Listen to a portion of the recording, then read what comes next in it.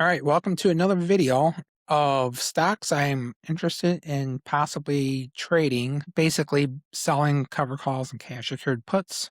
In this video, I'm going to look at Amazon. Amazon should probably be a no-brainer, but is it good for selling cash secured puts and cover calls? Because it's a big company, everybody's heard of it, and we don't know. Like, is it good for what I want to use it for? So I'm not going to tell you what Amazon does, but a lot of people think you order stuff and it shows up on your doorstep and it gets stolen.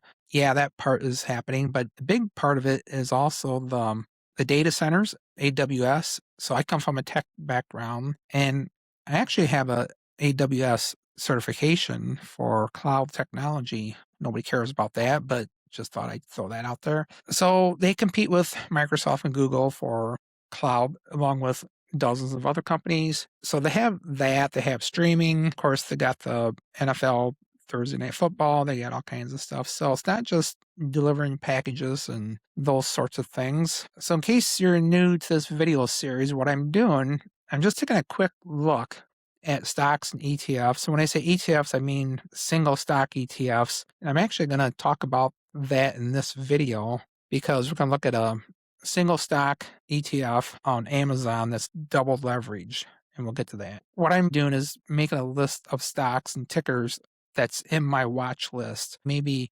6 to 10 or 12 stocks that I'm selling cash secured puts or cover calls on.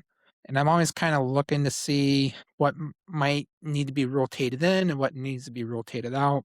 These videos are just showing people how I kind of do that initial look to see if it makes my list or not. And if you enjoy this type of video, go ahead and subscribe. And if you think this is dumbest thing ever, well, it's not financial advice. It's just me thinking out loud, showing people what I do. You might agree that this is a good idea, or you might agree that this is a dumb idea. It doesn't matter. It's just me. So I do have some things I look at. I look at the business stability.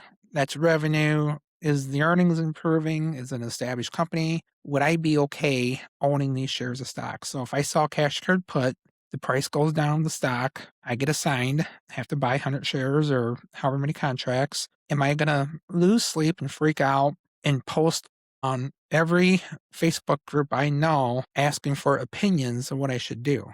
If you're going to do that, you probably shouldn't be dealing with the stock. So the second thing, step 2, I'm going to look see what the analysts say. So what does the experts say? So I'm not an expert, but other people are experts. However, sometimes I do better than experts. But that could be luck. So who knows? So are experts saying to buy and hold? Are there major downgrades? Are there collapsing price targets? Are there any red flags I should know about? Step 3, is there enough interest in the options to make it work? So some companies just don't do well in the option market because there's not a lot of actions. You need people buying and selling options in order to participate. I can't sell a cash secured put or a cover call if there's not somebody on the other side to make that transaction happen. So you need to see if there's a lot of open interest, a lot of volume. Is the difference between the asking price and the bid price, is it close or is there a big difference? Supply and demand. And then I usually look at the monthly expirations because that's when most of the action is going on that I'm interested in. So let's go ahead and jump in and take a look. Okay, now you might think that I use fancy charting services and stuff, but I don't. I just use the free Yahoo Finance page. I have an account, so I log in. And when I log in, it saves my tickers. If I scroll down here, you can see over here, I have 39 tickers actually in my watch list, and they're all listed over here. So if you make an account, a free account, you can save things here, and I can just click on them and look at the charts at any particular time. So I got the Amazon chart here, and you can see this is 6 months. You can see it's kind of going sideways and a little bit up. Now for me, selling cash secured puts, now I'm saying for me, this is what works for me.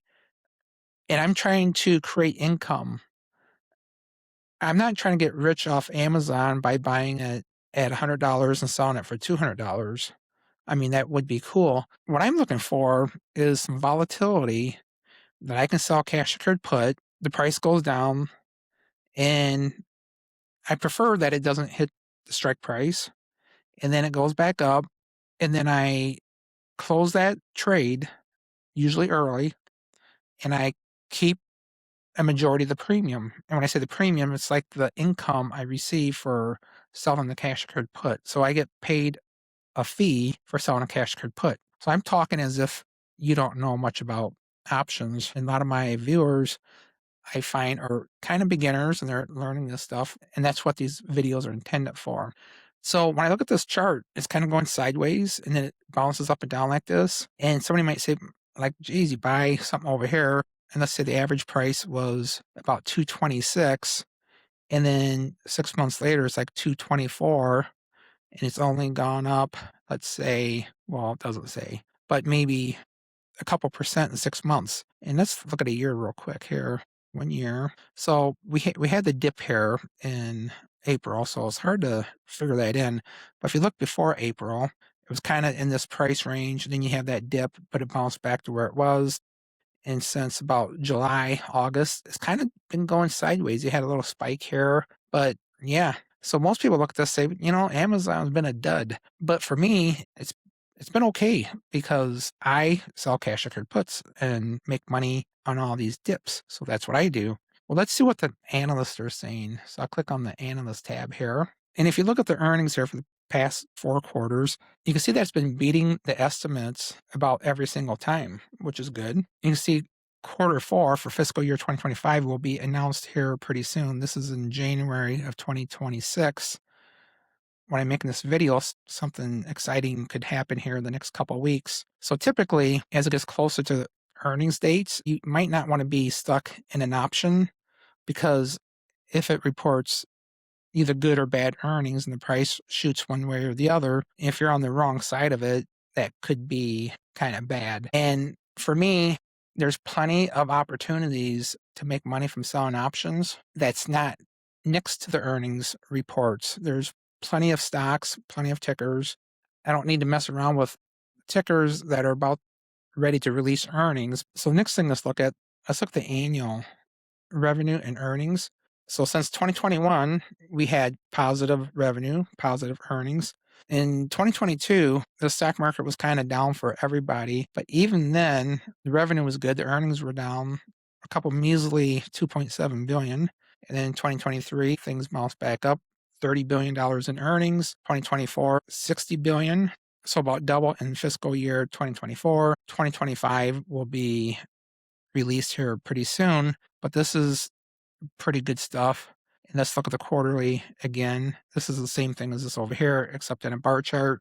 And you can see that revenue is about 20 billion per quarter, 18 billion and 20 billion. Pretty good. Are they increasing? Not really. They're kind of going sideways. This quarter 3, 2025 was pretty good. That's an increase over the previous ones. But it's Amazon, and that's kind of what I expected things to be. I'm going to click right here where it says Analyst Insights. I'm going to see what the pros are saying because I'm not a pro. So the first thing I like to do is see what they are recommending. So there's 68 recommendations by different analysts. This is October through January, so it's pretty consistent. So 15 to 16 strong buys, 49 to 51 buys, and only a few that are holds. So everything's either buy or strong buy. So this is telling me that things are really, really looking great. And you can scroll down and look at the individual ratings. And if you look at this thing where it says outperform, overweight, outperform, and just so you know, here's what some of this stuff means. So you have the strong buy, outperform, overweight, and these are all what I consider green, which means they're definitely need to be added to my option watch list. The yellow is like the holds and kind of like the blah, but still okay, probably.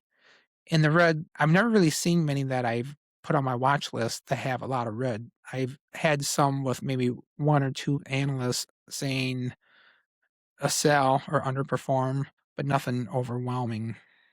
The peers or do better than peers in the data center.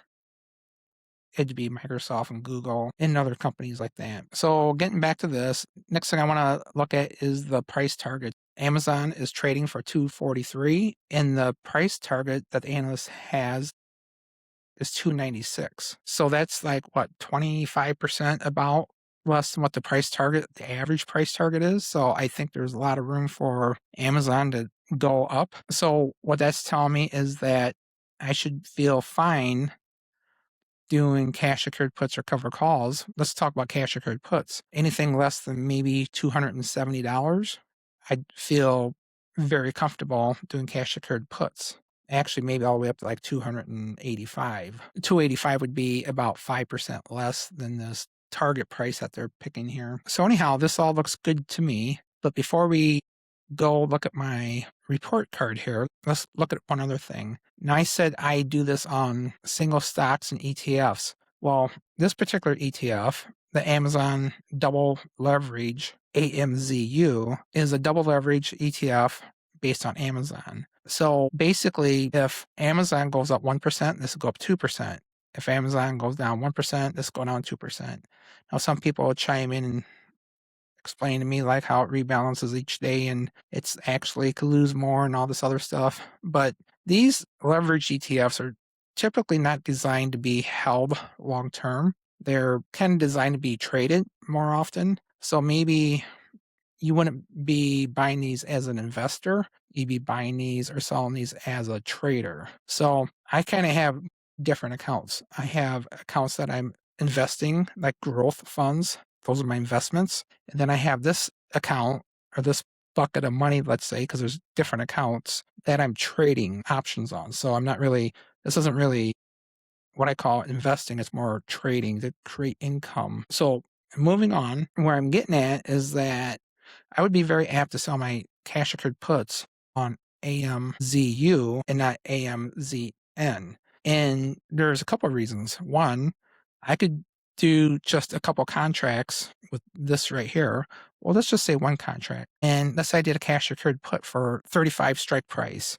I would need $3,500 in collateral, $3,500. If I want to do a cash secured put with Amazon, one contract, let's say a $235 strike price, I would need $23,500. Now, the last thing I said is there enough option interest to actually be able to trade these options? So let's look at AMZU. Okay, I got Fidelity open and I already searched for AMZU. And I'm going to come down here and click on View the Option Chain. I'm going to click on Puts. With Fidelity, you can filter out the weekly or monthly. Now, this AMZU does not have weekly. It only has monthly. So no matter what I do here, you see the same thing here. Now, Amazon would have weekly. And I'm not going to look at Amazon because there are definitely positively a lot of volume there to do options on. But what I don't know for sure, I'm not going to assume that there's plenty of options available with AMZU. So we're going to go ahead and look at the February 20th, and that's 23 days away. On my calendar here, I would be looking at doing the February 20th options. And I like to go anywhere from like, let's say 2 weeks to 6 weeks out.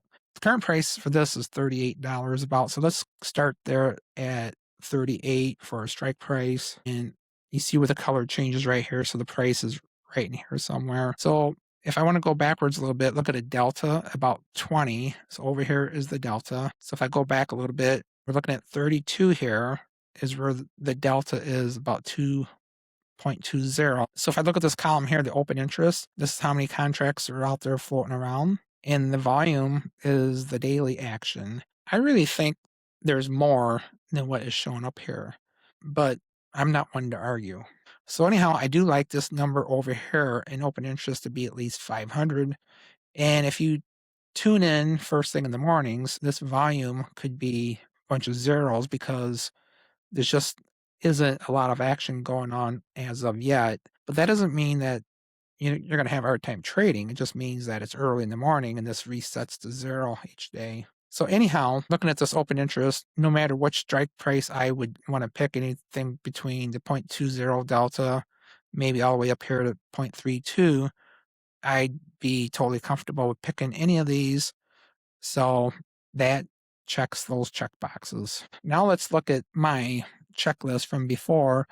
And the green check marks basically mean that it meets all the criteria that I'm looking for to consider adding a stock to my list of tickers that I'm willing to trade. So it definitely meets all these things here. The analyst, there was no red flags at all. In fact, everything was a strong buy or a buy and a few holds and option liquidity.